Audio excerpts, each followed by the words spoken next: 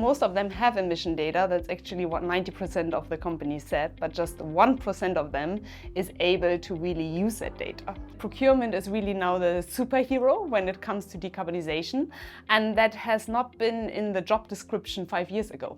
The whole agenda trickled down. So it started with a target that was maybe even CEO level, then it got into strategy, so it was C-level, and now it comes into action and operationalization. So really it comes down to procurement. I think it really needs to be integrated in like quality and pricing and availability. And procurement needs to have a very easy understanding how it's really supporting the help rather than having it as an extra burden. It's not enough to send to your suppliers just this one set of survey, which is maybe in an Excel file or your email, but really get an understanding of your supplier. So it's not even that one CO2 number, but rather a climate risk score. So procurement really needs to understand where a supplier sits right now, if they are likely to move forward towards decarbonization, if they bring emissions down, or if they are in high risk and therefore cost driver in your supply chain. Collecting data from your suppliers really means to understand it and then bring it into procurement systems where you can use it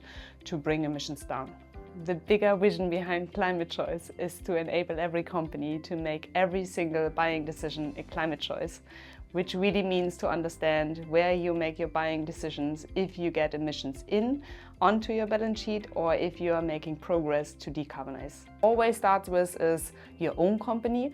So we enable every company to go through our climate performance assessment and have first an own climate choice scorecard from themselves. So to benchmark against company peers and see how they are performing. They get a score between 0 and 100.